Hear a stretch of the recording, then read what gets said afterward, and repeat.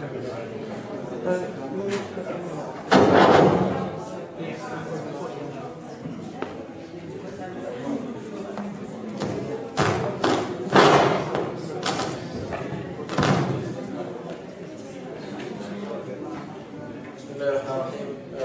alaikum wa rahmatullahi wa barakatuh. On behalf of the Islamic Society Committee, I'd like to welcome you all to our lecture this evening, which will inshallah be the second in a series of talks taking place throughout this week as part of the program for the Islamic Awareness Week. The lecture that we'll be covering today will be Islam, a way of life. Our guest speaker for the series is Brother Shabir Ally from Canada. He holds a BA in Religious Studies from Laurentian University in Sudbury, Ontario, with a specialization in Biblical Literature and a Master's in Religious Studies from the University of Toronto, with a specialization in Quranic Exegesis. He is now in his fourth year of PhD studies in Quranic Exegesis at the University of Toronto. He is also the president of the Islamic Information and Dawah Center International in Toronto, where he functions as the Imam. He travels internationally to present Islam in public lectures and interfaith dialogues, and also appears on a weekly television program called Let the Quran Speak. The lecture or the talk will run for about 40 minutes, and at the end of the talk we will be having a Q&A session. So if anybody has a question, please feel free to ask. Before I hand you over to Brother Shabir, I wish that all of you gain something from this talk, and that your knowledge about this way of life, Islam, is further enlightened.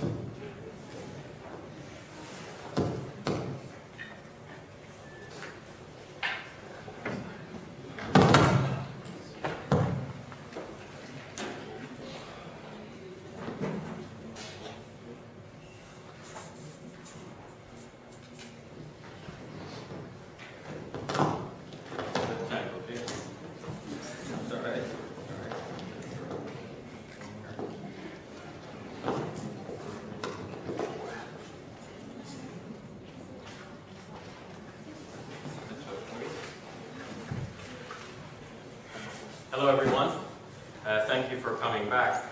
I thought after you heard that lecture today you'd figure, okay, that's it, we had enough of this guy, that's the end. I begin by praising Allah, our Creator and Fashioner, and asking to send peace and blessings upon all of His prophets and messengers, especially the last of all of them, our Prophet Muhammad sallallahu alaihi wasallam, or as we say that in English, peace and blessings of God be upon him.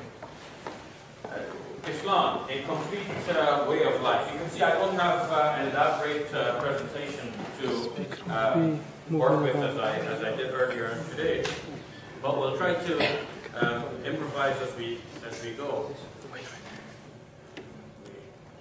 See if I can get my. So when we think of Islam being a complete way of life, what do we mean by that? What do we mean? Anyone? What do we mean by Islam being a complete way of life? Yes? It means that you need to practice Islam in all your life. Your prayers and your daily life. Daily spirits and stuff.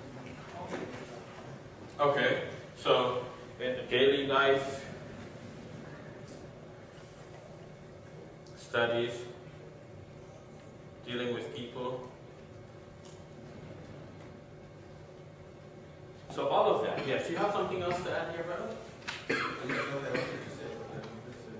All your conduct, from how you wear your shoe to how you go to toilet, to how you eat, how you deal with human beings, animals, non-vehicles, environment, everything does not allow you to do it. Very important. Feel like there's a code of conduct which guides you on how to practice.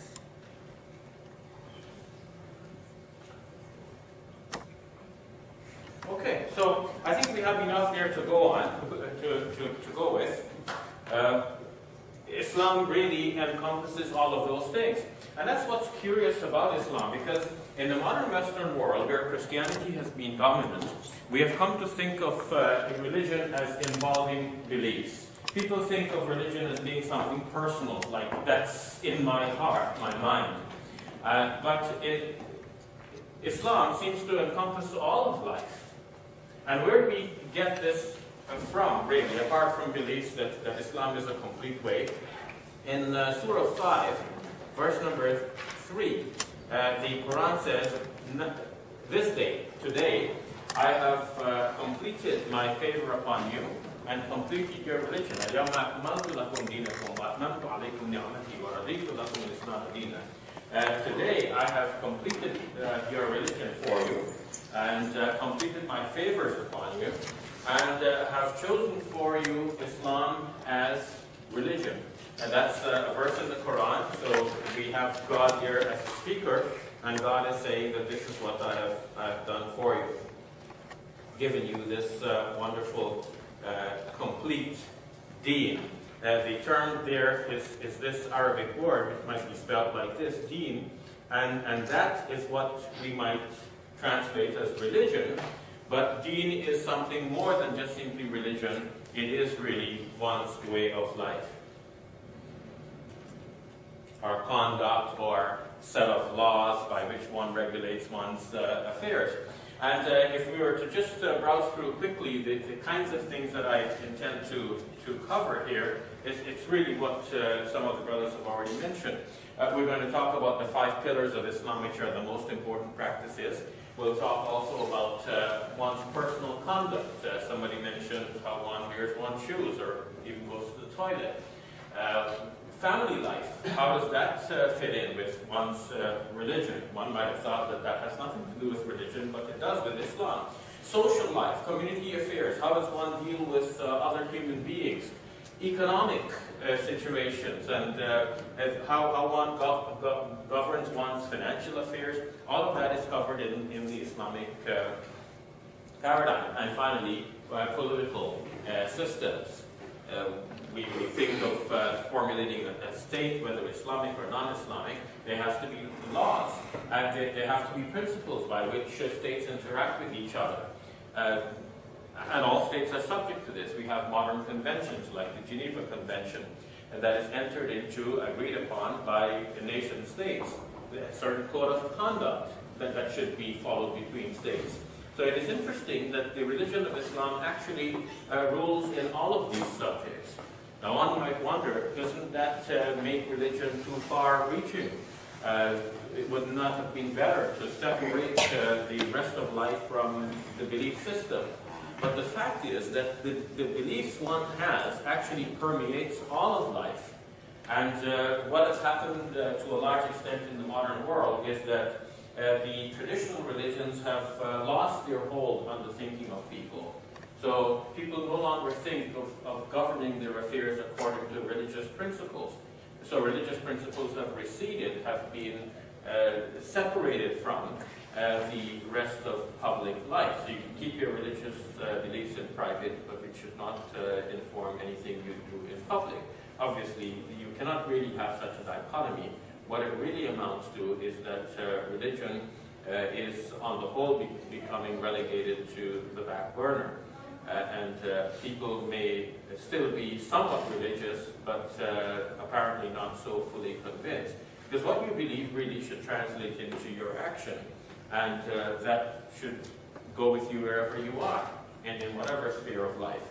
The other part of this is that some of the religions that we've been familiar with do not speak so comprehensively about all areas of life. And one might find it surprising that a religion like Islam would have such far-reaching influences, would have something to say about every aspect.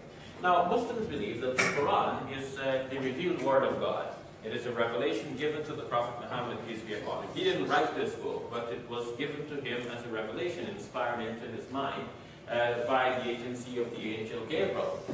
When this is the case now, the pronouncements in this book is not a pronouncement of a human being living some 1400 years ago, but of the Almighty God, and knowing how He created human beings and how He wants human beings to live. So if we think about our purpose in life and we ask, okay, what could that be? Then we have that spelled out in the book. And in a nutshell, there are 2 things that are mentioned regarding the purpose of life. One is that God created us to receive His mercy. That is specifically mentioned in Surah 11, verse 119, where it says, إِلَّا مَنْ رَحِمَ رَبُّكَ, except he on whom God's mercy falls. وَلِذَلِكَ خَلَقَهُم, and it's for that reason that He created them.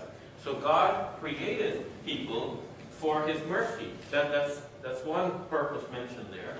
Elsewhere in the Quran, it is mentioned that God created us to worship Him. مَا خَلَقْتُ الْجِنَّ وَالْإِنسَ إِلَّا لِيَعْبُدُونَ. We have not created jinn and human being except that they should worship me. So God created human beings to receive His mercy and also to worship God. How do we put the two together? It seems that in order to receive the mercy of God, we should worship God. That would be the avenue through which we receive the mercy of God. Why would God create human beings to receive His mercy? The Jewish philosopher Moses Maimonides, or Musa bin Maimun as he's known in the Arab world, in his book Hidayat al-Hayara, or Guide to the Perplexed, said that God's mercy is like an overflowing fountain. There's so much of it that is flowing over all over the sides. So God, having this overwhelming amount of mercy, created creatures, us, to receive that mercy. And in the Quran, in Surah 7, in verse 159, God says that He created human beings and that He is going to give His mercy to those who believe in Him and perform the prayer and give the charity and so on. So when we perform acts of worship, we are actually connecting with God to receive that mercy. If you think of a simple illustration of an old house with a water tank outside and with the pipes leading from the water tank into your kitchen sink. Whenever you want water, you turn on the tap and you get the water that's coming from the tank. So it's coming from the source, and you have a way of connecting with that source to get the water that you need. In a similar way, the mercy comes from God, and for us to receive that mercy, there has to be some connection. And the way we connect with God is by the acts of worship. But the acts of worship in the Islamic faith, in fact, are widely defined to include not only the so-called pure acts of worship, but also almost everything that we do with the good intention of serving God, provided that the actions themselves are of a good sort. So let's illustrate that a little bit further by looking first of all at the 5 pillars. Anyone who has taken a course on Islam, just an introductory course, Islam 101, will have become aware that there are 5 pillars in the Islamic faith. I'm trying to add a new slide here, a blank one, but I don't seem to find a way to do that. So, though I've done this 100 times before, but anyway. So, how do we explain the 5 pillars of Islam? This is one of the things you'll find in an introductory course, that Islam is built on 5 pillars. We erase some of this so I have room here to write my 5 pillars. So what are the 5 pillars of Islam? If you can just shout them out. 1, prayer. Well, actually, no, Shahada, yes. You almost got me there, huh? Can't be right again. So the Shahada. 2 is the prayer, and 3, zakat usually, which means charity, and 4, Hajj might be listed. Now the order is not so important, and then 5, fasting. Now, one of the striking features of the Islamic faith is that its practices are actually practical and quite reasonable, and they fulfill a certain purpose. When Muslims do these things, they don't really think so much of the purpose behind them, but we should, because only by thinking of the purposes behind the actions that we do could we really fulfill them in their true spirit. Think of the Shahada, for example. What does the Shahada do? A person may already believe that there is no God but Allah, and that Muhammad is the messenger of Allah. But Shahada implies a public, an outward proclamation of that faith. Otherwise, the person may be Muslim at heart, and that's between the person and God, that this person is really a Muslim. But by proclaiming the faith to the community, one immediately joins the community. He becomes such a part of the community that others have an obligation to help him or her, and likewise, he or she would have an obligation to help the community. So Shahada becomes now immediately a community matter. 2, the prayer. Muslims are required to pray 5 times a day throughout a day and a night. And the prayers are so separated in time that it allows you to have a balanced life. It puts order and harmony and a sense of purpose in your life. One goes through a day-to-day routine of working or studying, having relations with one's family, spending quality time with others, and so on. But then, how does one balance one's spirituality with that? That the prayer does that. And it allows you to carry on with everything else. Everyone has got free time. We've all got 24 hours in a day, 168 hours in a week. So what do you do with all of that time? So you study maybe for 5 hours in a day. You take some time for transportation and free meals and so on, and for interaction and some recreation. What do you do with the rest of the time? Okay, I know you sleep for 8 hours. I have to factor that in as well. But so we all have time to do something else. And if people just simply carry on in an unguided manner, they will find that they have lived day in and day out. And if they look back over their lives over time and they ask themselves, well, what have I really accomplished? What's so special about me? What's different about human beings? Why are human beings not just simply some other sorts of animals? We share 97% of our genes with chimpanzees. Why are human beings so different? So worshiping God, and especially in the prayer, is something that actually sets us apart. It makes us have this sense that we are accomplishing something also on the spiritual side. Not only are we developing materially and financially, but we're also developing spiritually. Now, if one thinks of the 5 daily prayers, each prayer has a certain time frame within which it is to be offered. So the morning prayer might be offered, let's say, anywhere from 5 to about 6:30, approximately. Varies from day to day, depending on the season. So you have a range of time, say an hour and a half, within which to offer that prayer. Some people are early risers, some people rise a little bit later. So you have the option there, within that time frame, to offer the prayer. Somebody may be working a night shift and they would have a break somewhere in between. So whenever the break falls, it falls within that range. You can offer a prayer during that break. The prayers, in fact, we should add, take only a few minutes, really. There are some obligatory portions in the prayer and some optional portions. The obligatory portions, we can think of them as cycles. A cycle of prayer involves standing, bowing, prostrating, and finally sitting. In each one of these various postures, a person recites some glorification and praises of God. One cycle takes just about a minute, on average. Someone can rush it and do it a bit quicker, which I don't like. I feel like this is, you're really stealing time from God here. You're not giving quality time to God. And then you can make it longer than that if somebody really enjoys it and wants to do it longer, especially you want to recite a little bit more, a longer portion of the Quran that you've memorized. So this is all possible. But in a normal state of affairs, one would say 1 minute per rak'ah or cycle. You think that's reasonable? Well, I mean, those who are praying, what do you think? 1 minute per cycle? Seems reasonable? That's about what we spend. The morning prayer requires 2 of those. So that's like 2 minutes.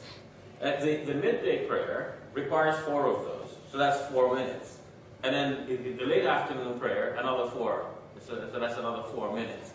The prayer right after sunset it requires 3. And the one late at night requires 4. How many of those are all together? 17, right? So 17 minutes out of the 24 hours is not a huge investment in order to have this spiritual connection with God and to receive His mercy. The prayer also has a positive effect on the human being's thinking, because when you go, you stand for prayer before God, immediately you become aware of your whole life and where you've been heading with your life. If somebody's been committing sins, and then he comes to stand before God in prayer, he immediately becomes aware that he's really done wrong and he really needs to repair his actions. So when he comes out of that prayer, he's very unlikely to return to the same sin. And if indeed he does happen to return to it, what's going to happen?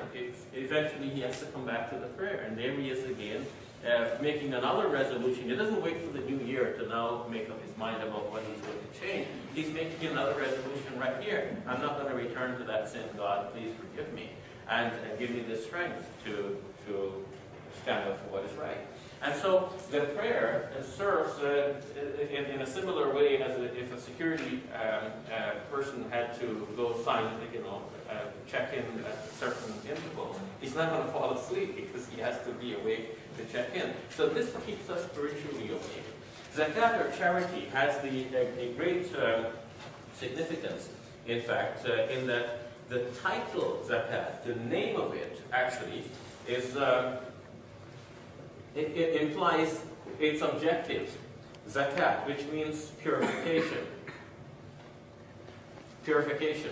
It's giving charity purifies the wealth, because when we go about our daily earnings, it's sometimes some of the earnings are not so clearly deserved by the earner. We may sometimes not work fully and conscientiously as we should have. So all of this informs the Muslim thinking. This is quite unique in the religion of Islam, that the teachings are so far-reaching and so comprehensive that a Muslim goes to work and he has the idea that he has to earn the halal sustenance, halal risk. And if he doesn't work conscientiously, he doesn't really deserve this risk. See? If he lies and cheats and steals, he cannot feed himself with that money. The money itself becomes haram. So if he's working conscientiously, now that money becomes halal for him. But sometimes we slip. A person may have arrived a few minutes late. He might not have worked completely as he should have, and so on. And sometimes some slight amount of dishonesty may enter into the picture. So by giving charity, we free the wealth of any such taint of evil or undeserved earnings. So that's one side of it. We are purifying our wealth by giving it in charity, or giving a portion of it in charity. Second, by giving charity, we purify ourselves of the base desire that is known as avarice, covetousness, wanting to have it all for yourself. And the Quran says, وَمَنْ يُوقَ شُحَّ نَفْسِهِ فَأُولَٰئِكَ هُمُ الْمُفْلِحُونَ. Whoever is saved from the avarice of his own soul is the one who is ultimately successful. So zakat, or charity, then helps us in that way. What does Hajj do for a person? Hajj brings the entire community together from all around the world.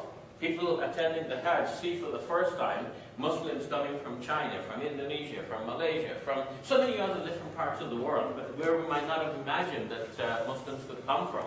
I remember when I first made the Hajj, and I met some people from the Arab world, and they said, Canada? Are there Muslims in Canada? Really? They couldn't believe it.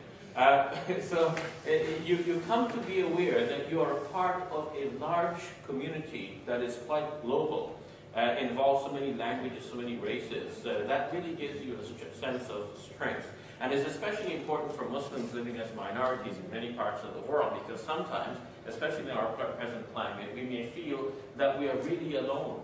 But being part of that large gathering gives us that sense of belonging. But it's more than this. One who has made the Hajj may be able to report that during the Hajj one feels a heightened sense of spiritual awakening and closeness with God. I can remember vividly on one occasion as I made the Hajj pilgrimage, I went through many of the routines for many days on end, and eventually on the day of Arafat, the day in which we were supposed to actually the day before, the day that is known as Tarbiyah, the day before we don the ihram and we go. When I stood up for prayer that morning, I couldn't help weeping and weeping and weeping. And then we went to Arafah on the day, the 9th day of the Hijjah, and when the bus began to roll away, I felt as though I was being torn away from something that I really belonged to, as if a baby is being torn away from its mother, pulled away. And again, I couldn't help but weep and weep and weep. And many pilgrims have had some similar sorts of experiences in which they feel a very close sense of attachment with their Creator. And that's very difficult to describe. One has to really experience it for oneself. So we can see that these routines actually do have some wisdom and some purposes behind them. What about fasting during the month of Ramadan? Now, I do not need to emphasize that much because most of you have experienced that and you experience that again and again. One of the things that fasting does for us is that it brings us close to our Creator, in that when we fast, we realize that we're doing it only for the Creator. And you can only do it for the Creator. You cannot really be fasting to show others, because no one can see if you really are fasting or eating in your private moments. If you are really fasting, then you've done it only for God. And that brings you very close to God, because there's a continual awareness during the day. As much as your desire for food and drink really becomes pronounced, as you might become a little bit thirsty, a little bit hungry, you become more and more aware that you are with your Creator on this. And that brings you very close to the Creator. That's why we find in a hadith it is mentioned, "As-sawmu li wa ana ajzi bihi." The fasting is for me, and I'm going to give the reward for it. God, according to the Islamic tradition, has determined that for every good deed, there's going to be a reward of 10 times over and up to 700 times over. But in terms of fasting, God has reserved this one deed to be compensated for immensely, without specifying the number, because God says that the fasting is for me and I'm going to give the reward for it. Every one of these practices are quite practical in their rules, in terms of what is required and who is required of, and how and when. If one were not aware of this, one might think, oh, prayer? I mean, can we really do that? We've already spoken about one of the practical aspects of prayer when we said that each one is allowable within a certain time frame. Some Muslims don't understand this, and they think that the Maghrib prayer, okay, sunset, that's the time, I must pray right away. But you do actually have a range of time. If you look at your prayer chart, there is a time for Fajr, a time for sunrise, a time for Zohar, a time for Asr, late afternoon, time for sunset, and then a time for the late night prayer. So the time for the prayer coming right after sunset is any time after the sun sets, and all the way up to the time for the late night prayer. So there too you have a range. In fact, usually, for every prayer, the range is from that prayer till the start of the next one. Except for the Fajr prayer, whose time ends with the sunrise, and you should pray sometime before that, not to get too close to the sunrise. So there's a practical element. If you think of the midday prayer then, so it could be offered any time from midday up until the late afternoon prayer. So you have something like a 2 or 3 hour gap right there, and in the summer months even a longer gap. So you can easily find that your prayer will fit in between 2 classes, within a coffee break at work, or sometimes after work, or something like this.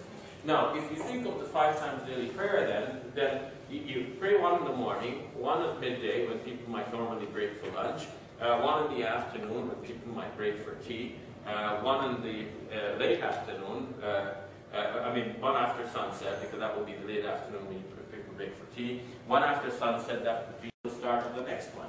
Except for the Fajr prayer, whose time ends with the sunrise, and you should pray sometime before that, not to get too close to the sunrise. So there's a practical element. If you think of the midday prayer then, so it could be offered any time from midday up until the late afternoon prayer. So you have something like a 2 or 3 hour gap right there, and in the summer months even a longer gap. So you can easily find that your prayer will fit in between 2 classes, within a coffee break at work, or sometimes after work, or something like this. Now, if you think of the 5 times daily prayer then you pray one in the morning, one at midday when people might normally break for lunch, one in the afternoon when people might break for tea, one in the late afternoon, one after sunset, because that would be the late afternoon when people break for tea, one after sunset, that would be when classes are done or work is over, and one finally at night when everything else is done, you've had your dinner, you're ready to go to sleep, and before you go to sleep, the one last thing you want to do is remember your Creator. So you see, it gives you a sense of harmony throughout the day, and there is that practical side to it. If one is not able to stand in prayer, one is allowed to sit. And if one is not allowed to sit, one can pray lying down. If one is not able to sit, one can pray lying down. So you can see that there is that practical element and consideration for various situations that we might find ourselves in. What about charity? Charity is not required of everyone. It is required of only those who have the means to give charity. I mean, that seems like common sense enough. But imagine if somebody wanted to be unreasonable about this and prescribe it for every individual. So by hook or crook, one way or another, you have to be able to earn and to put yourself in a position to give the charity. But it is not like that. It is a requirement from those who can't afford it. And the Hajj in this respect is especially illustrative of this practical element, because by definition the Hajj is only required of those who can afford the journey, both physically and financially, who can manage physically to make the journey and can afford financially to sponsor himself or herself. Only then that person is required, and provided that the way to the pilgrimage is safe. So you can see that the practical element is actually built in right there into the definition. And fasting as well is only required for those who can actually do it. If children, the elderly, somebody who is sick, do not have to fast at the time. If one is sick, one can, instead of fasting, and should, instead of fasting, feed a poor person for each day of the fast. Or if one expects to get better, then one would delay the fast until a day when one is well enough to fast. So you can see that there is that practical element. But I want to move on and talk a little bit about one's personal life as well, how Islam informs that the personal demeanor of a person. We all have our own private moments. So what does one do in one's private moments? All of that is under the ambit of worship of God. It's not just simply praying in the mosque and going home and then doing whatever we like, but for every wakeful moment, we have a range of legal statuses for the various actions we may do. It may range between, on the one hand, obligatory, and on the other hand, entirely prohibited.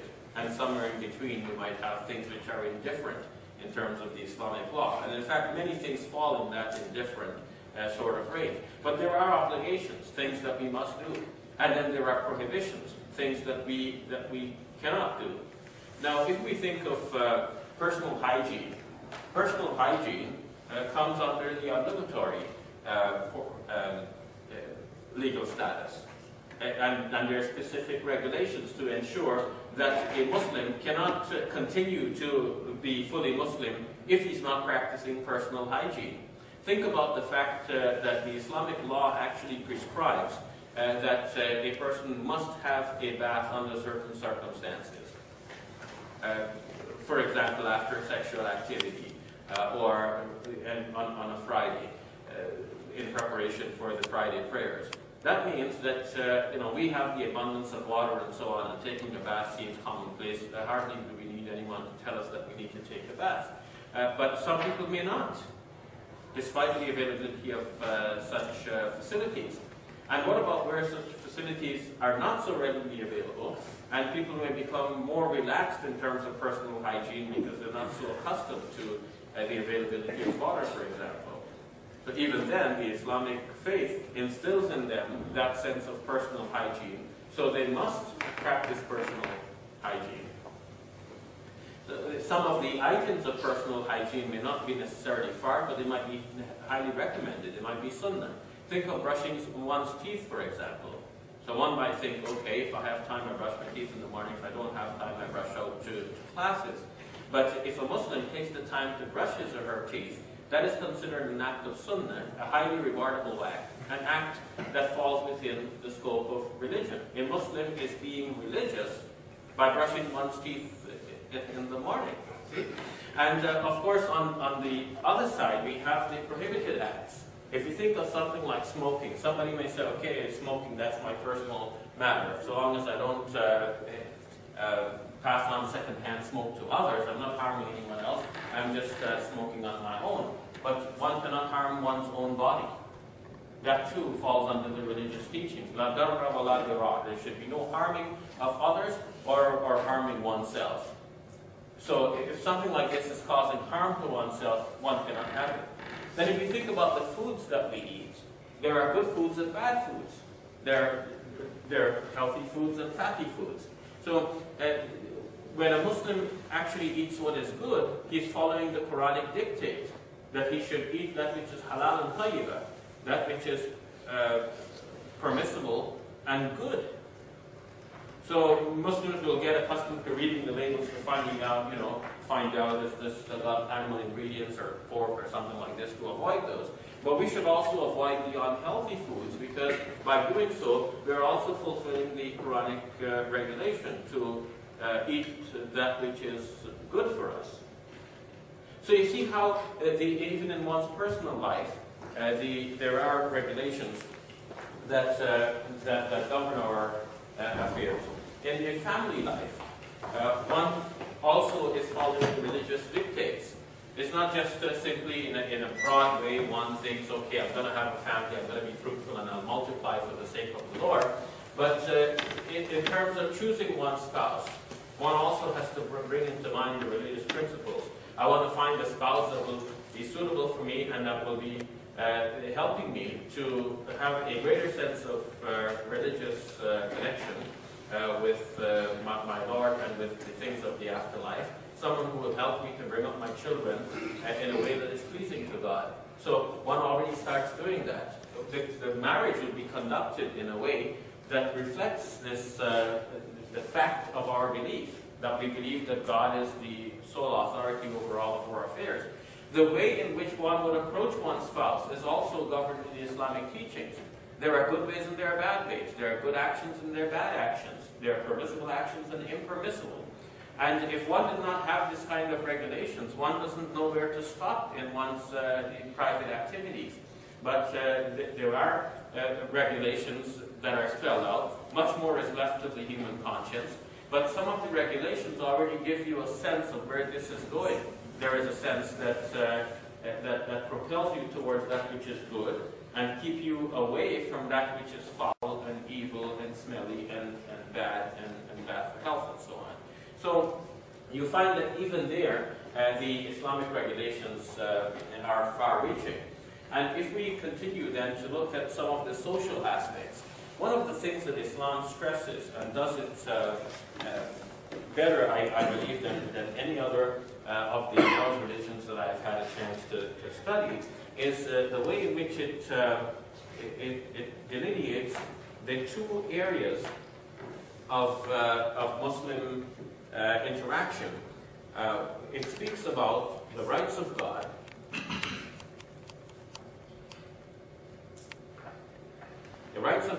and two, the rights of God's creation.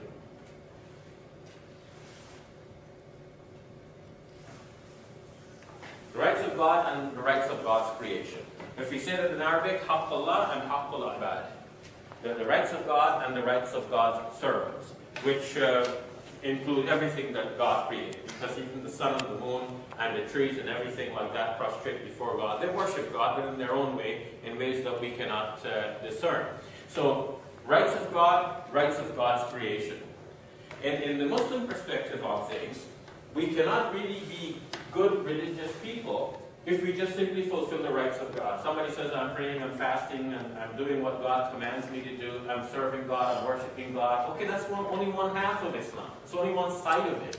The other side of it is that you have to fulfill the rights of God's creation as well.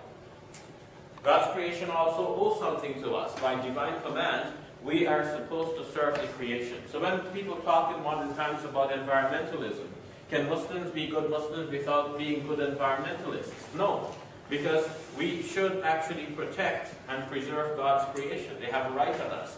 Animals have rights on us. In the Islamic tradition, there is a story about a woman who kept a cat locked up. And because of that, she eventually meets a final deserved end, which is the fear of all Muslims. And on the other hand, there is in the tradition the story of a woman who gave a dog to drink. She saw that the dog was thirsty and she used her shoes to dip water from a well, gave it to the dog to drink.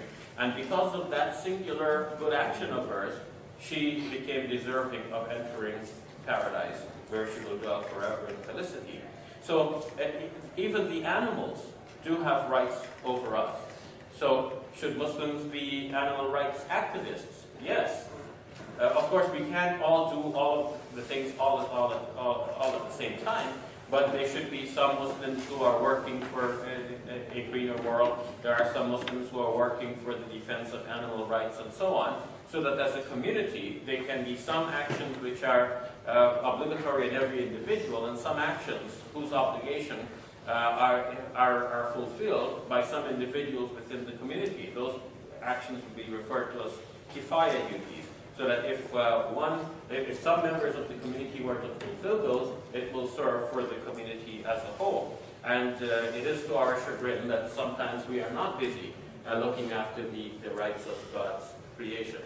But we have spoken about animal rights and the rights of the environment. What about the rights of the people around us? So people do have rights over us, and that's part of the Islamic teaching. When a Muslim spends quality time with his family or her family, that too is a fulfillment of the religious teachings. So a person is getting reward for that. It is interesting that in a hadith, the Prophet, peace be upon him, was explaining to his companions this principle, and one of them was quite surprised, and he said, Messenger of God, when a man goes to his wife to fulfill his desire, is he getting reward from God? And the Prophet said to him, don't you understand that if he had done the same thing, but through a haram means, an illicit means, then he would be getting sin for that. So, on the other hand, when he does it in a halal way, he goes to his own wife to fulfill his desire, he's actually getting reward from God. So a Muslim then has this total conscience that no matter what one does, it can either take one closer to God or take one away from God. Even such intimate relations can actually be a means of drawing close to God. So that emphasizes that Islam is such a complete system that it does not require for worship that one should isolate oneself from the community and go worship in a mountain somewhere, with folded legs. One can be busy in the community, one can be working and studying, but all of those can be done for the sake of God. And that brings me to just explain a point that I alluded to earlier. And I'll just do it on this page. For an action to be right before God, it should involve three things. One, it should be with the right intention. That which we refer to as niyyah. It should be with the right intention. And two, it should coincide with or be in harmony with the command of God. And three, it should be according to the way demonstrated by or in harmony with the way of the Prophet Muhammad, peace be upon him.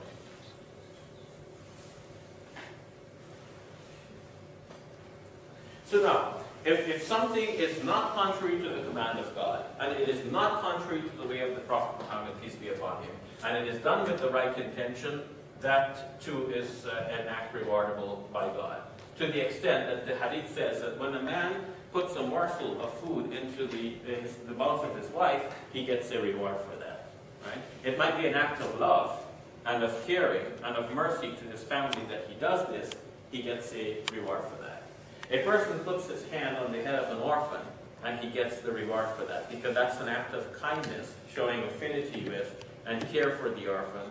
He doesn't do anything more than this, he gets a reward for that. Smiling in the face of your brother is an act of charity. See, I just did it. Is an act of charity. So, economic. Many people are surprised by Muslims wanting special regulations regarding finances and how do we govern our financial affairs. The Islamic law prohibits the taking of interest and the giving of interest. In the Quran itself, that which is condemned repeatedly is the taking of interest, the eating of interest. الَّذِينَ يَأْكُلُونَ الرِّبَا لَا تَأْكُلُوا الرِّبَا أَضْعَافًا مُضَاعَفًا وَأَخْذِهِمُ الرِّبَا وَقَدْ نُهُوا عَنْهُ. Taking, eating interest. The term eating means, you get interest payments from others, and you use that to buy foods, you eat it. So, in a short way, you're eating that money, which is gained through, and from the Quranic perspective, an illicit source. Why is it illicit? Why is this not allowed by God? From the Quranic perspective, the taking of interest, it really is an act of oppression. Now, when you think of it, the people who borrow money on the agreement to repay it with interest are people who generally are in need. That's why they borrow. And the people who are lending are people who are genuinely affluent. They have a surplus of money. That's why they can lend it to you. They already have fulfilled all of the basic necessities of life, and they have extra money on the side that they don't know what to do with.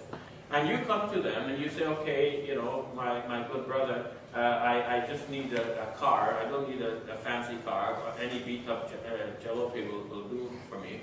I just need to, about 2,000 pounds because I've got a job on the other side of the city, and the best way to get there is by car. You lend me 2,000, I'll work, and after 6 months of working, I'll be able to pay you back. And he says, yeah, I can lend you the 2,000 pounds, but you have to pay me 2,200. Because that's interest. So where are you going to get that extra 200 to pay him back? It's through your hard-earned, through your hard labor and sweat. Probably the job that you got is, regardless of what the kind of job, you're going to be working. And you're going to have to pay that person back. In the meantime, all he has to do is sit back, relax, and enjoy the 200 extra that you have worked for. So this is a kind of oppression, where those who have been given more by God use that as a means of having the upper hand on others, keeping others in a lower situation. Not only do you have to work to pay back what you borrowed, but to work extra to pay him back for the fact that he lent you money. So that is the opposite of charity. You see how that is opposite? Because charity would entail that he lends you the 2,000, and he says at the end, well, what's 2,000 pounds to me? I've got 2 million anyway, so 2,000 is only a small fraction. Keep the 2,000.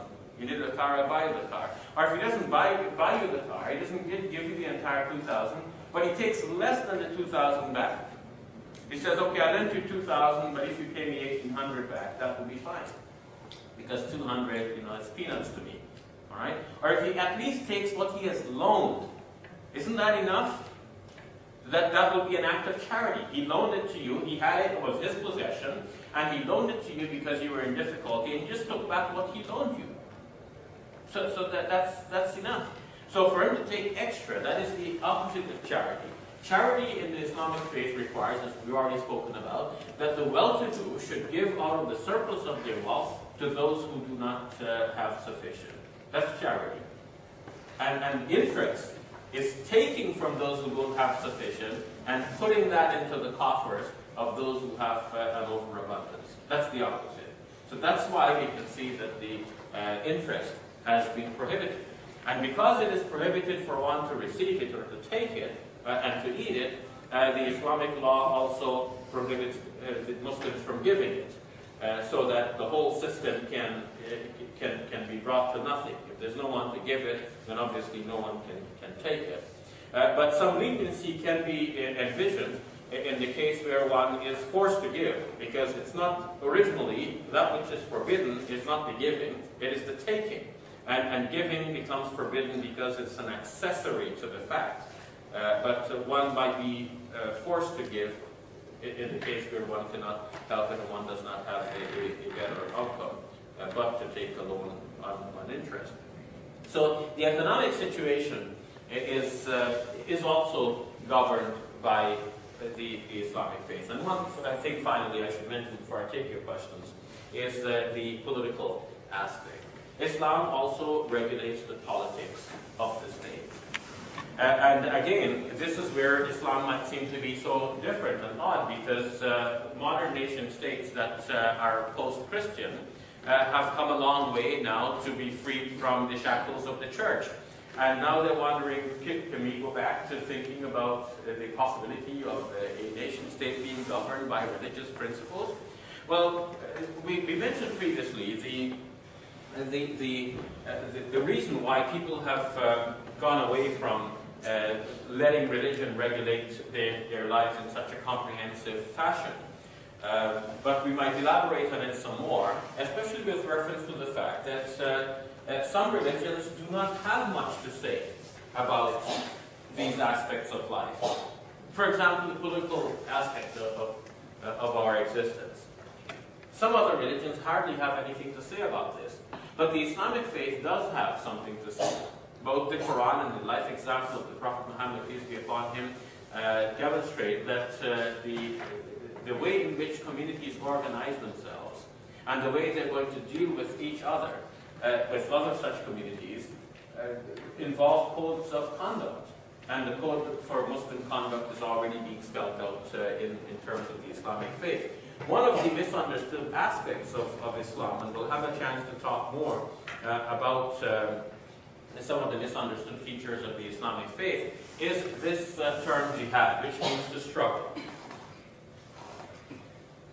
That can take many different forms. It can be a personal struggle to overcome one's evil desires.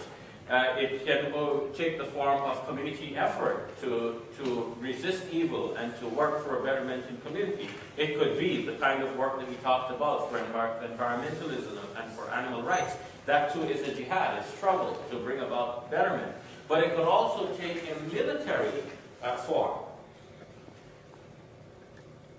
Now the military jihad is in fact a political matter. Every nation state would have an army that would protect the interests of that state, whether to protect their ownership of certain lands or to protect the safety of their citizens, and especially the latter. Nobody sees that this is a bad thing, to have such an army to protect the interests of the state. At the time of the formation of the first Islamic state, the situation was such that the land was divided and people were divided along religious lines. So the Muslim community was not only a nation state, but it was also a religious community. Nowadays you have nation states that are not divided along religious lines, but you have the armies for the state. In a similar way, the early Muslim people, as a community, were a nation state, and naturally they would have an army as well. So engaging in a military confrontation that would be called jihad, that was quite a legitimate activity. The kinds of things that persist to this day. Confusion arises because some Muslims, reading the passages in the Quran that speak of this, think that that applies to them as persons, as individuals, not realizing that there are some regulations of the Quran, such as this, which actually are directed at the nation state and the heads of the state. It is the responsibility of the head of the state to call for a military campaign, and to appoint the persons who will go forward in that military campaign. The Prophet Muhammad, peace be upon him, as the head of the Muslim state at the time, would take out his army, and when they have reached the outskirts of the city, he would inspect the army, because people would come joining from all sides. And now, when he's outside of the city, this is where he can have a clear picture who is in the army and who is not. And then he would inspect the ranks, and he would disqualify some people. For example, a man who was too young to participate in this battle. Because some people trying to participate in the battle may serve to be a liability. Sometimes he disqualified people because their faith wavered, and they will not be obviously strong in battle and holding their position. We don't want people in the battle who are going to be weaklings or who will abandon their comrades in battle. They have to fight like Spartans. Every man in his place, and he holds his position no matter what. Because only then does the entire army become a formidable force. So it cannot be a situation where every individual picks up whatever tool he can find or weapon he can find, and then he rushes and helter-skelter in every direction and tries to blow something up or blow himself up. That is not the way in which it was envisioned, that which is called jihad.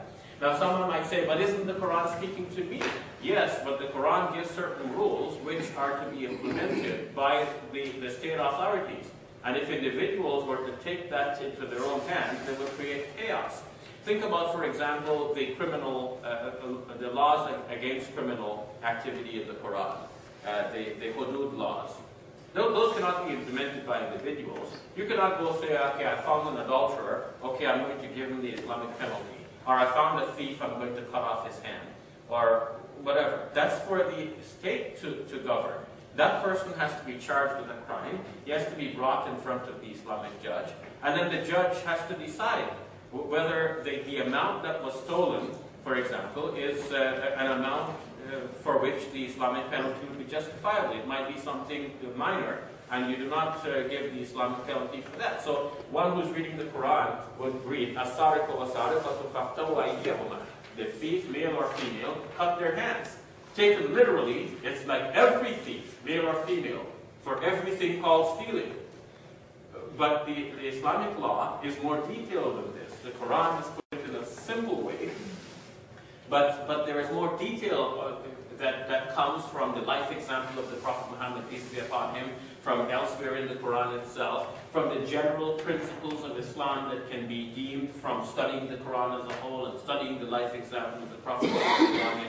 So it's not that any individual can just take the text like that, treat it in an ultra-literalistic way, and then apply it by himself. So in laws like this, we see that the addressee in the Quran is really the head of the Islamic State to implement these laws. So similarly, in the case of military jihad, it's not for individuals to take the law into their own hands or take matters into their own hands and say, I'm going to call it jihad and go fight on behalf of the Muslims on my own, because then he creates chaos. And that's one of the things that the Quran actually speaks again and again against. The Quran tells us about the mufsidun, those who are causing corruption in the land. When there's a situation where there is a state of lawfulness, where there is a rule of law, then everything is stable. You can, life is stable, things go on day to day in the same way. You can wake up in the morning, brush your teeth, and head off to school, because you know that everything is fine. But if there's a state of chaos, you don't know if the bus you're going to take to school is going to be bombed or not, well then you don't know if you should really get up and even brush your teeth. Maybe life is not worth it anymore. There's a state of chaos. And that is what the Quran is actually speaking again and again against. Fasad, and the state of chaos. And the mufsidun, those who are causing chaos. And yufsiduna fil ard, they are causing chaos in the land, corruption in the land. And the Quran is again and again speaking against these people. You don't go far into the Quran before you realize that this fasad is a very bad thing.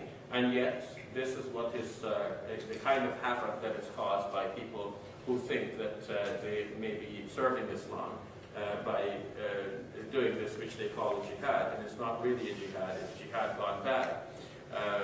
So we should then, in a nutshell, come to grips with this, to realize that Islam actually is far-reaching. Usually when we think of a religion, we don't think of a religion as governing all of this. The daily life of a person is studying, is dealing with people, conduct of a personal nature, the way one puts on one's shoes, the way one goes to the toilet, caring for animals, for the environment, generally code of one's conduct. We don't think of a religion involving all of these. We think of a religion just having to do with beliefs.